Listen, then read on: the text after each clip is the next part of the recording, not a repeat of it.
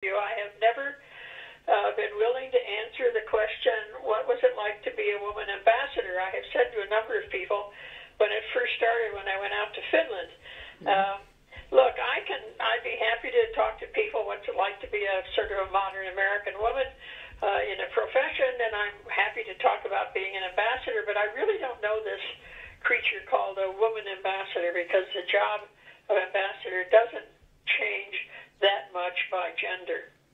And so in East Germany in those days, it also was not sort of a theme of things.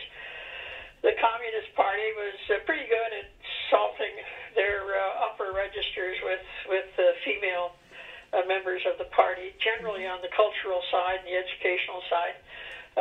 But it was not unusual in Berlin to have women in senior positions. What was unusual, and if you've done any study on the history,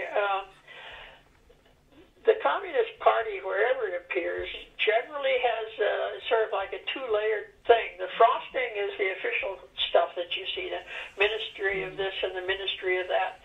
But behind it is a very elaborate party organization, and that's where the people who really decide things are to be found. As an ambassador in East Germany in those days, it was impossible to get into that second layer where the thinking and relationships and party positions were really formed. We were very carefully, all of the ambassadors were very carefully channeled in what we could do and people with whom we could meet in the course of carrying out our duties. Very, very frustrating to be an ambassador in that situation. I'm flattered that I'm a role model. I can only say to the women, stay with it. The biggest challenge comes when you run into sexism and it's there. I mean, I have two instances just burned in my mind in my 30 years plus in the Foreign Service. And you try to look past it, work around it, and stay the course. I mean, if you enjoy the work, stay with it.